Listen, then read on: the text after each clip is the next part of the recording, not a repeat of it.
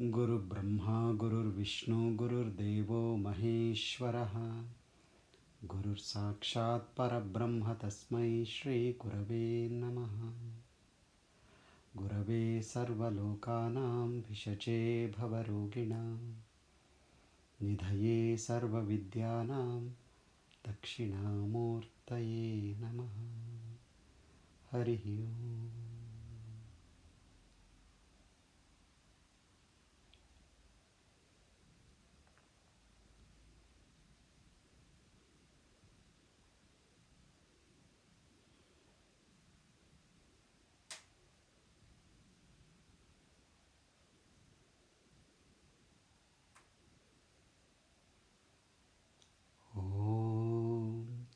भद्रं कर्णेभिः शृणुयामदेवाः भद्रं पश्येमाक्षभिर्यजत्राः स्थिरैरङ्गैः स्तुष्टुवागंसस्तनूभिः यशेमदेवहितं यदायुः स्वस्ति न इन्द्रो वृद्धश्रवाः स्वस्ति नः पूषा विश्ववेदाः स्वस्ति नस्तार्क्ष्यो अरिष्टनेमिः स्वस्ति no बृहस्पतिर्दधातु Om Shanti Shanti Shanti.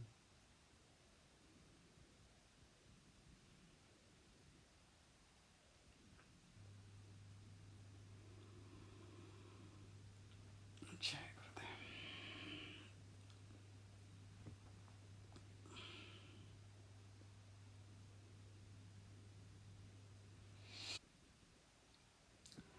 See, when we speak about life, we make comments like life is terrible or life is fantastic. To deal with life.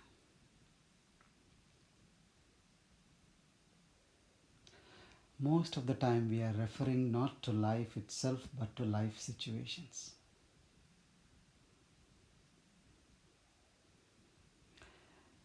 Do you see what I am saying? There is a difference between life and life situations.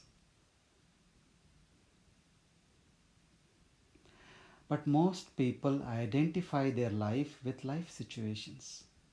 And however the life situations are turning around, you say that is how life is. Life situations are changing all the time. Sometimes you feel high, sometimes you feel low, sometimes you feel neutral. But life is neither terrible nor fantastic. It is the same. It is unchanging. You not only identify yourself with life situation, you judge others also based on how they deal with life situations.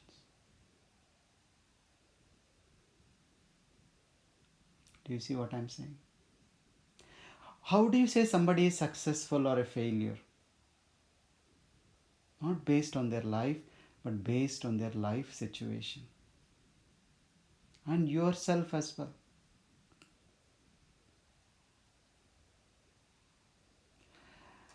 And here we lose the plot. Because we assume life situation as life, we are constantly striving to improve or fix the life situations. And that's why you feel so tired.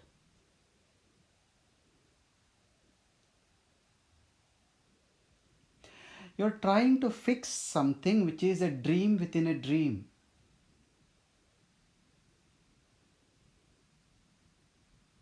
And you see a benefit in doing so.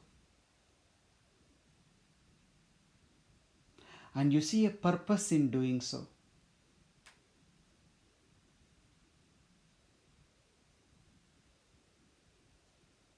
This knowing the difference between life, which is eternal, unchanging, and the life situation, which is quite dynamic and dependent upon so many things, is Viveka.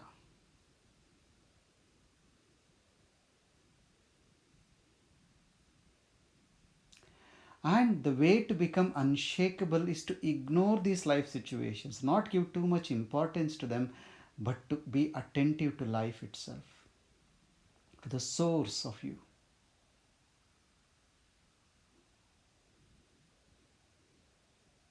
But then you say, in my experience, this life situation is what is very important. That is what determines everything.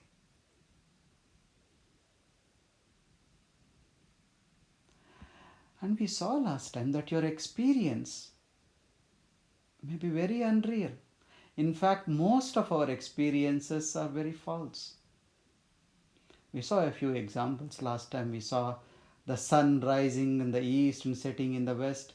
Well, that is not true, but you see it. In your dream, you are chased by a lion or a tiger, or you are falling off the top of a cliff or a mountain. You experience that, but you know it is not real.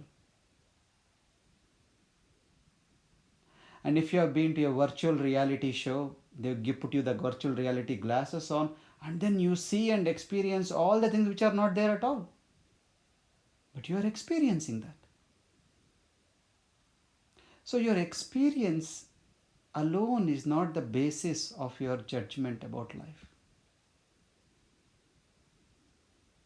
But what is experiencing is where the focus should be.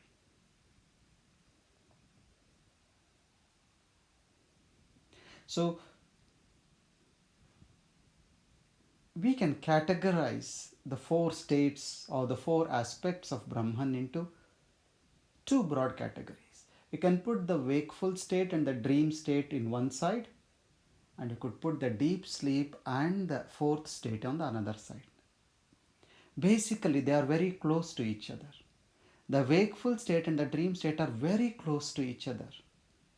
The only reason why the wakeful state appears more real is because a lot more of your faculties are working. A lot more of the bulbs are lit, so it appears brighter. Whereas in the dream state, only one or two bulbs are lit, everything else is off. So it does not appear that real. But from a qualitative point of view, they both are the same. Whereas in the deep sleep and in the fourth state, the state of meditation, they are very close, because in both these states you don't experience duality. In both these states there is joy, there is relaxation, there is no suffering, there is no fear. But one has ignorance, one does not have ignorance. So qualitatively those two states are also the same. They give you the same things: joy, relaxation, loss of fatigue. But on the other hand, the wakeful and dream state give you tiredness, fear, desire, uncertainty, insecurity, suffering. So they all happen in the wakeful and the dream state.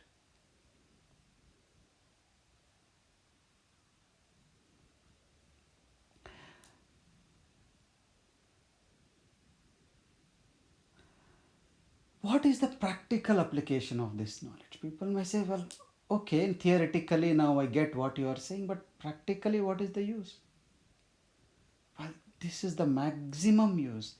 When you can see that the wakeful state, which you think as the most real state, is actually more unreal than your dream itself, then a lot of your headaches are not there. All your headaches are in the wakeful state, isn't it? A little bit in the dream state. But you are very much convinced, or you got a conviction that I don't need to fix my dream, however horrible it is. But if there is something more unreal than the dream, would you like to fix it or spend your energy trying to fix it?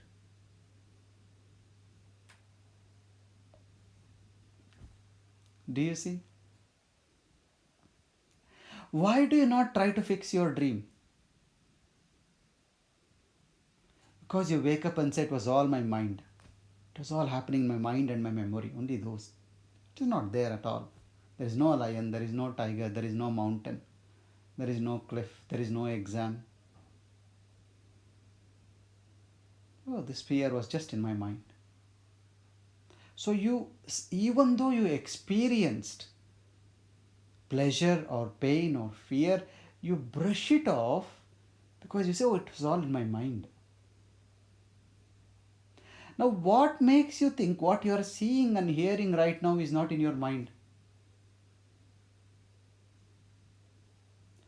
This is as much as it is in your dream state, as much in your mind as it is.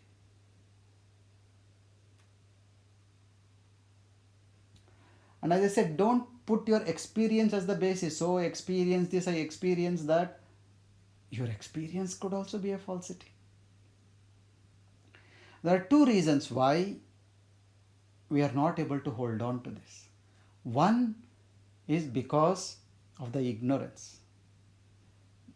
It's called Anadi Maya. From ages there has been this covering of this ignorance of Maya, that we are conditioned to believe that the most unreal state is the real state. And the second, you know why?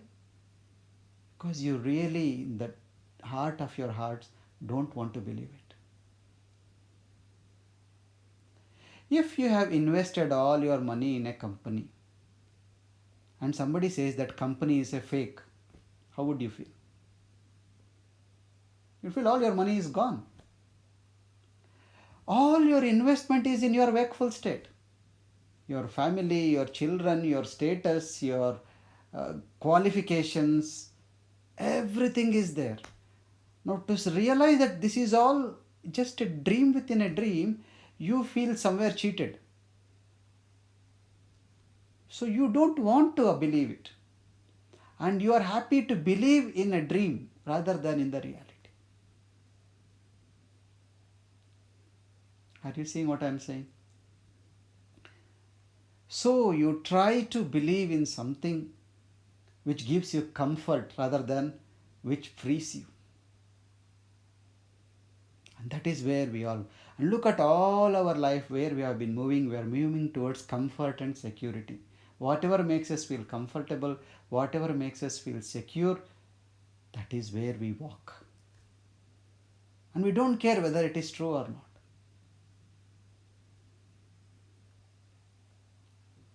Are you getting what I am saying? So wake up and see. And because your conditioning is so strong and you don't want to let go of it, out of compassion, the rishi said, okay, do something. And that doing something becomes yoga. Sankhya and Karma Yoga, they are all trying to fix the life situation so that you deal with them in a better way. So you reduce your tiredness, you uplift yourself, you feel happy, you feel less stressful. Whereas the Upanishads, it says, well, there is nothing there. What are you trying to do? There is no need to put any effort in that direction. Just wake up and realize it is a dream within a dream.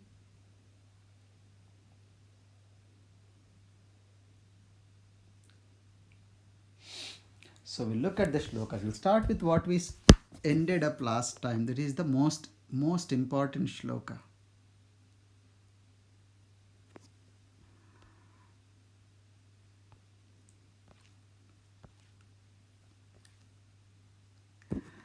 So how does it describe the fourth? Na antah prajnam, na bahish prajnam, na ubayotah prajnam, na prajnana ghanam, na prajnam, na aprajnam, adrishtam, avyavaharam, agrahyam, alakshanam, achintyam, avyapadeshyam, ekatma pratyayasaram, prapanchopashamam, Shantam, Shivam, Advaitam, Chaturtham, Manyate sa Atma, sa Vigneyaha. So it is not the consciousness which is going inwards, which means not the dream state. Not the consciousness which is moving outward, not the wakeful state. Not going in either direction. which is the transition state. Na prajnanaganam, not the solidified, unified consciousness of deep sleep. Na prajnam, not the thinking awareness. Na aprajnam, not unconsciousness. Adrishtam, it is something which you can't perceive by your senses. Avyavaharam, it is something which you cannot transact with. Agrahyam, you can't grasp it. Alakshanam, you can't describe it because it's got no attributes. Achintyam, it is beyond thought. Avyapadeshyam, you can't describe it, it is indescribable. Ekatma pratyaya saram, that I amness, that which is consolidated in this sense of I am. Prapanchopashamam, once you are with it, the world of the five elements disappears or settles down. Shantam, peace. Shivam, auspicious. Advaitam, the non-dual. Chaturtham, they call it Chaturtham, the fourth state. Sa Atma Sa Vigneha. This is what Atma is. This is what your true nature is. And you need to know this. You should be aware of this. Why should you be aware of this? Because once you are aware of this, there is freedom from suffering. Now, Adi Shankaracharya's guru was Govinda Bhagavatpada. His guru was Gaudapada. And Gaudapada has written a commentary on the Mandukya Upanishad. He has written 215 shlokas describing the Mandukya Upanishad. And usually when you discuss Mandukya Upanishad, you also discuss a few of these shlokas. These are called Mandukya Karika. Now here it will be appropriate to discuss a few of the shlokas where he describes these four states in more detail.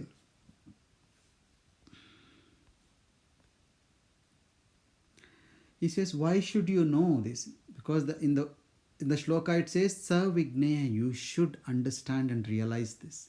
Why? Here he says, Nivritte sarva dukkhanam ishanah prabhuravyayaha advaitam sarva bhavananam devasturyo vibhusmritaha. So in the Upanishad they only call it the fourth, but Gaudapada gives the name of Turiya. This is the first time the word Turiya is expressed. So he says, when you realize this is Nivritte sarva dukkhanam, you are free from all sorts of suffering. Ishanah Prabhuravyayaha. This represents the divine which is eternal. Advaitam Sarva Bhavanam. You have this feeling of oneness when you realize this. Devasturyo Vibhusmritaha. This is no different from the divine himself. And you call it the honorable Turiya, the auspicious Turiya.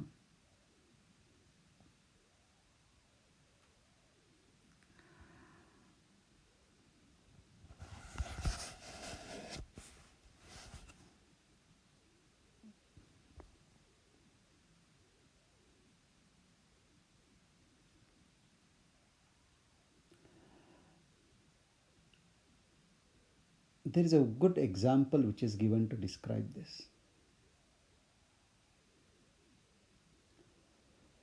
The scriptures talk about this example many times. This is called the example of the clay pot or the golden ornaments. Now, before you made a pot, what was there? Clay. Okay? Now with the clay you made a pot. Now you also got a clay pot. Now you break the pot. What is remaining? Clay. There was no pot before you made the pot. There is no pot after you broke the pot. But there was clay before, there was clay in the middle, and there was clay in the end also. Yeah? Now, where was the pot? Now you got the pot, you're holding the pot. What are you holding? You are holding clay. At the bottom of the pot, what are you touching? Clay. At the middle, what you are holding? Clay. At the top, what you are holding? Clay. Put your hand inside the pot, what you are holding? What you are touching is clay. Where is the pot? Where is the pot? There is clay everywhere only. Where is the pot? Pot is just a name given to you, given by you for the shape, for the form, for a transactional reference. But actually, there is no pot, there is only clay. Are you getting what I am trying to say? The clay has been there all the time. For a finite time, there appears to be a form which you call a pot.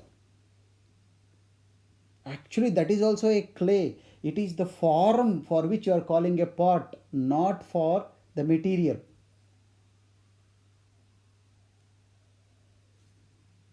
Are you getting this? So, the only thing that exists is clay. The pot is only a form. Similarly, all that you see in the wakeful state, this television, this human being, that phone, they are all forms. The only reality is the clay, which is the Brahman, from which everything else is made. So there is no Brahman human being. There is only Brahman. Human being is a form, that's all. Just like pot is a form but does not exist. Does not exist independent of clay. When the clay is not there, the pot is automatically not there. So, the pot or the world you see in the waking or the dream state is just a form. And you impose your mind on that form and experience. So, the world in the wakeful state as well as the dream state is only in the mind. It is not there. What is there is only the clay, only the Brahman. When you realize this, when you see everything and see only clay and not the form, then there is no need to fix anything. There is no my child, his child. There is no my car, their car. There is no my house, their house. You say everything is only one. So when something goes away, you are not bothered. When something comes to you, you are not elated. Then you see, what's the purpose of life then? There is no purpose. It's only to realize that that is how it is.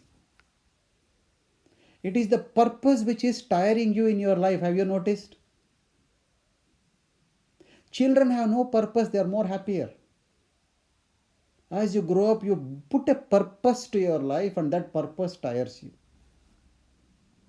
So know that there is no purpose.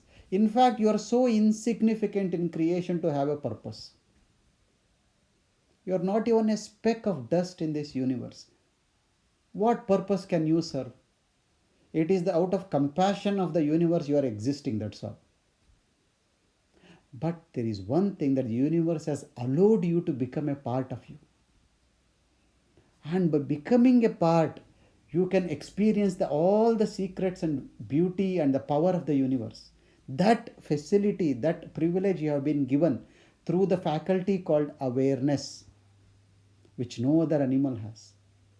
No other animal even thinks that I am consciousness. It does not bother at all. It's just related to survival and propagation of species. That is all its life is. Whether it is a plant or an animal.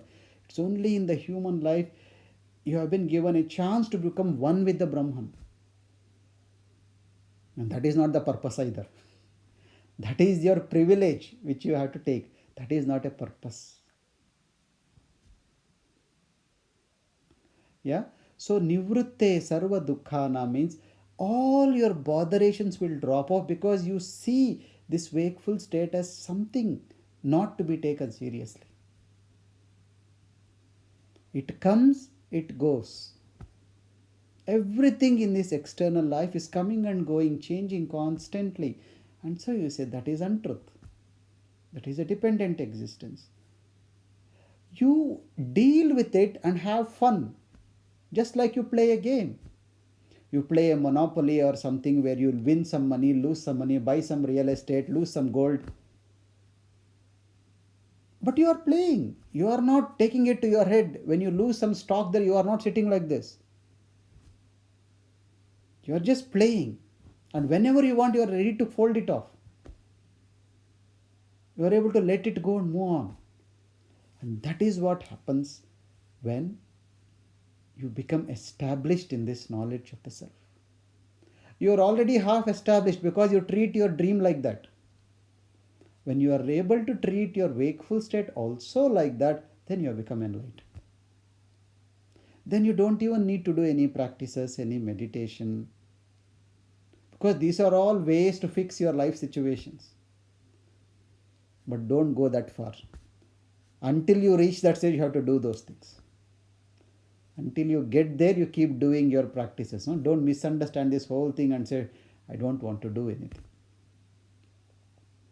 When you feel you have reached there, then you can drop. Until then, you need to keep hitting that. Yeah? So the next sloka.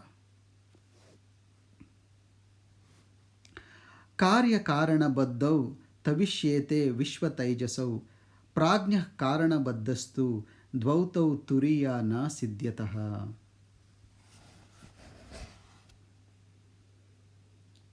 Another example, another very common example in the Vedantic field is the rope and the snake. When there is bright sunlight and you see a rope there, you say it's a rope. When the lights are switched off, there is no light at all. You neither see a rope nor see a snake. You don't see anything. But when you are tired, when the light is bit dim and your vision is not clear, then you may see a rope and mistake it for a snake.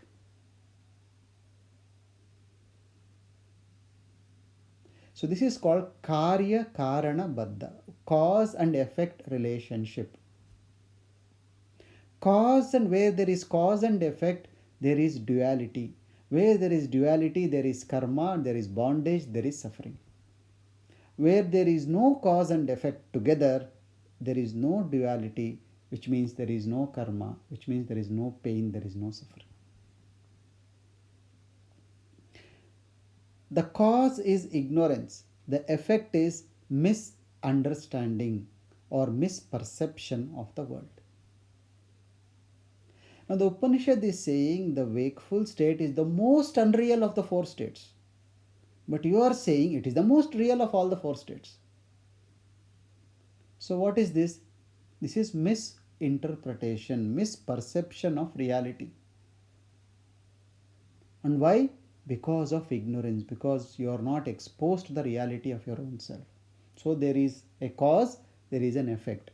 There is an ignorance and there is an error of perception. Yeah, in the wakeful state. And the same thing in the dream state also. There is ignorance, there is error. In the deep sleep state, there is no light. So again there is ignorance. There is no error because there is nobody to perceive. You are unconscious. You will only perceive when you are conscious or partially conscious, either in your wakeful state or in your dream state. You perceive something. In deep sleep, you don't perceive. So there is ignorance, there is cause, but there is no effect. There is no error. So you don't misunderstand the world. In fact, you don't understand anything. You neither understand it correctly nor understand it wrongly. You don't understand at all because you are unconscious. But because you are not aware of your own self, there is ignorance. The beauty here is there is no duality here. There is only cause but no effect. That is why there is no suffering in deep sleep. Are you getting what I am saying? Is this making sense? See, this is a very, very logical exposition of the reality. In the deep sleep, there is ignorance, but there is no error. There is no perceiver at all. There is only ignorance, there is only darkness. So, there is no duality. So, there is no pain. There is no suffering. Whereas that is why even if you might have had a surgery that day morning, when you are in deep sleep, you don't feel the pain. Why? The prapanchopa shamam. Because there is nobody to perceive the pain also. But in the Turiya state, in the fourth state, you are aware of what is real and what is unreal. Both are there. So, but there is neither ignorance nor error. Because there is no ignorance, there is no error. In the fourth state, you are standing in front of the mirror and you know I am standing in front of the mirror and that is my reflection. I am true, the reflection is an illusion. I am the self, that is the world. You know this very clearly. In the deep sleep state, you are standing in front of the mirror but there is no light, it's darkness. You neither see yourself nor see your reflection. Both are not there. Whereas when the light is dim, when your awareness is not established, you forget yourself, you just see the reflection and think that is you. That looks exactly like you, that is me, that should be me. And you try to deal with that reflection. So that is what it says in this shloka. Karana karya baddhau tavishyate vishwa taijasau. Vishwa is the wakeful state, taijasa is the dream state. In the wakeful and the dream state, there is a cause and an effect. They are bound by cause and effect, which is ignorance and error. So there is suffering. Prajna karana baddhastu. In the deep sleep state, there is cause but there is no effect. There is ignorance but there is no error. Dvau tau turiyena siddhyataha. But in turiya, there is neither cause nor effect. There is neither ignorance nor error. There is only clarity.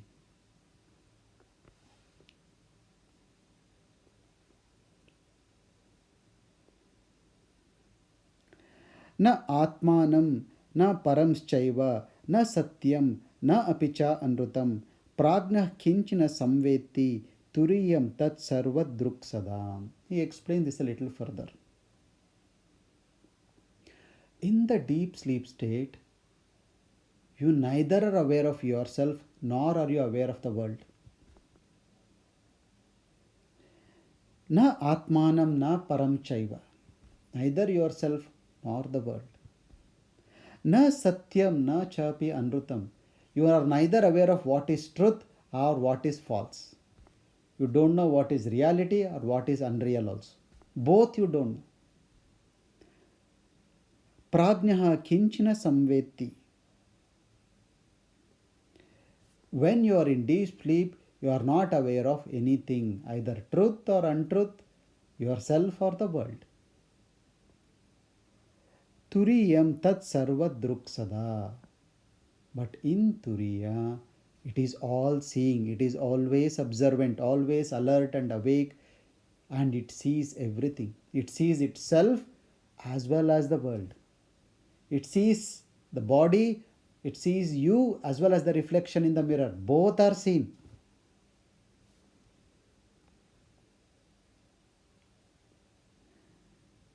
Dvaitasya grahanam tulya ubhayo prajna turyayo bija nidrayutaha prajnaha sacha turye na vidyate. In both deep sleep as well as in the turiya, in the fourth state, dvaitasya agrahanam tulyaha. There is one common thing, there is no duality. There is no experience. Dvaita is duality. Agrahana means experiencing. Agrahana means you don't experience duality. The one common thing between deep sleep and the meditative state, in both states, there is an experience of oneness or there is no experience of duality. Bija nidrayutah prajnaha sachaturyena vidyate. But the main difference is in the deep sleep state, the duality has not disappeared. It is in a seed form, it is hiding. The moment the deep sleep lightens, the duality springs up. But in the Turiya, it is not hiding, it is not there, that's all. You are so clearly you can see the distinction between the person in front of the mirror and the image in the mirror.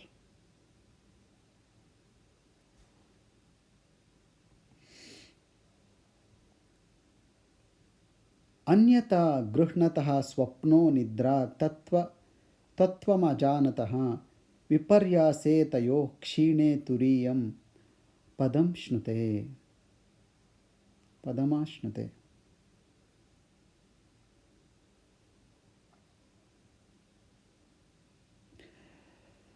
Dream and the wakeful state is the erroneous representation of truth. Nidra tattvam ajanataha. In deep sleep, there is no perception at all. In the dream and the wakeful state, you perceive the reality in the wrong way, whereas in deep sleep, there is no perception at all. Viparyase tayo kshine turiyam padamushnate. When this ignorance moves away from you, when the misrepresentation of reality in the wakeful state and the dream state, or the unconsciousness of the deep sleep is lifted from you, then you experience the Turiya. Only then you can see the fourth state. As long as you are tightly holding on to the wakeful or the dream or the deep sleep state, you will not see the fourth state. Anadi mayaya supto yada jivah prapudyate ajam anidram aswapnam advaitam buddhyate tadha.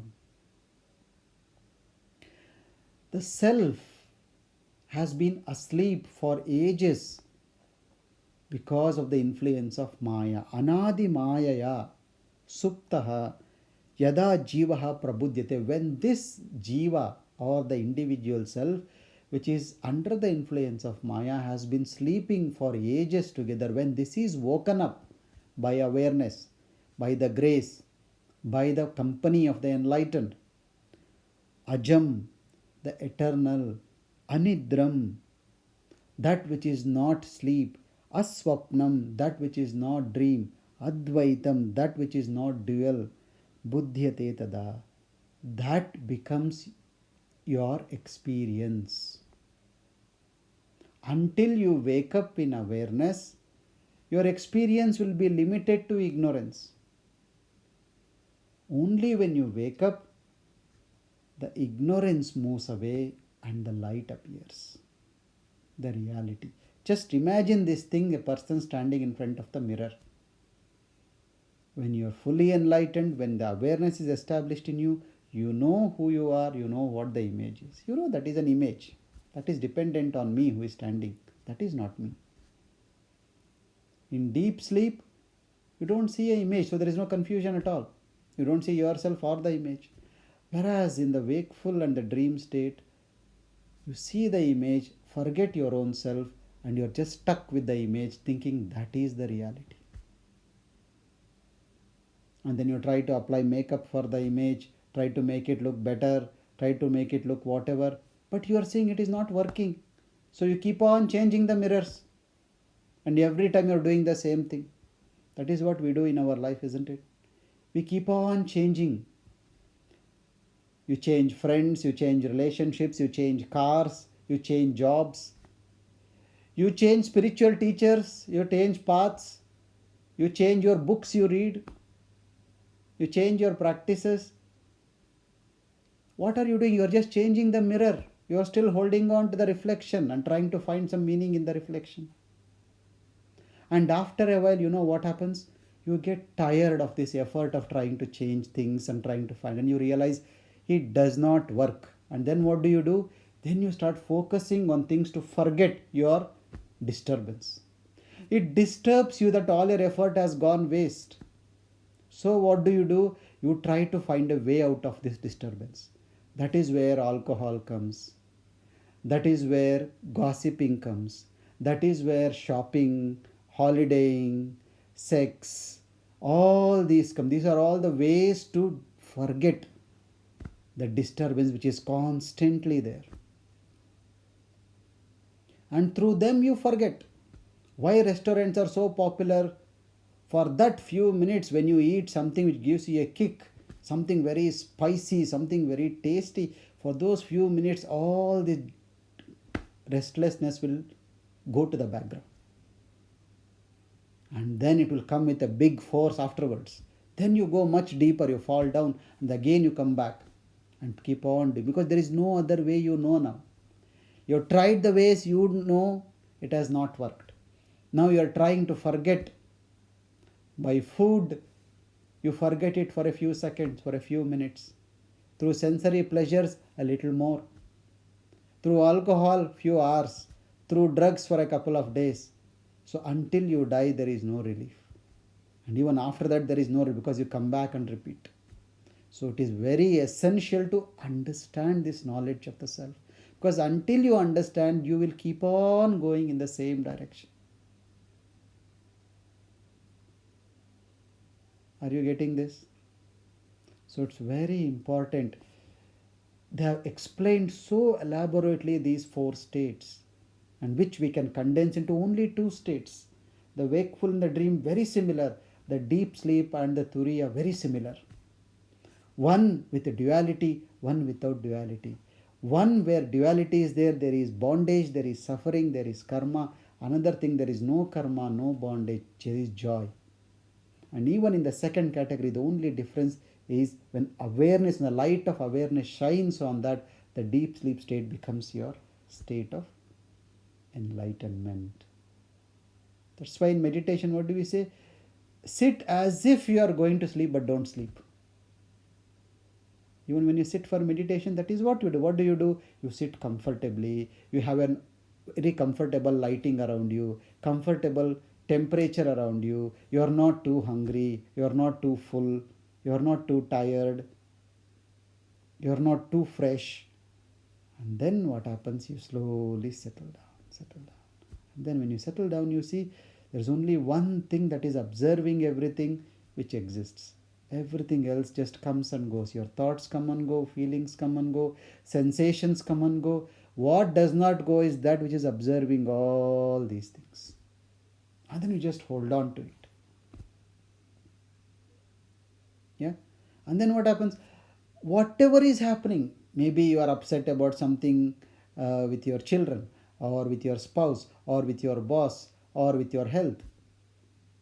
You will see that that is exactly the way that is supposed to be right now, and it is none of my business to fix it. It's okay the way it is. You don't try to fix it, you just play around with it. If somebody comes to you with a problem, you tell them what is the best, what you could think of, and then you drop it. Whether you take it or don't take it does not matter, because you know that you are trying to fix a dream. That is not a dream for that person, but you know, for you as well as for that person, it is a dream. You are not trying to convince that person or yourself, because you know. You just give a solution and then just let go. You don't bother whether it's going to work or not work, going to be there or not.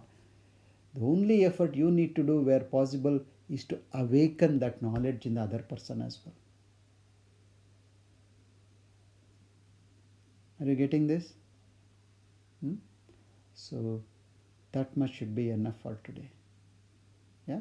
So next week we will complete. Next week we will relate the four states of Brahman to the four syllables of Om, which is very straightforward. And then we can finish this. So the most important aspect we have covered. What? Knowing that, describing the fourth state and differentiating it from the three other states, and knowing that your deep sleep state is more real than your wakeful state. This is a revelation. We always thought there is nothing in the deep sleep state, and we never met or thought about the deep sleep state. But now you know the deep sleep state is probably a much more real state of your existence than your wakeful state. So if at all you have to understand something, try to understand your deep sleep rather than your wakeful state. then you will get a better experience of meditation, because they are so closely related. Okay. Jai Gurudeva.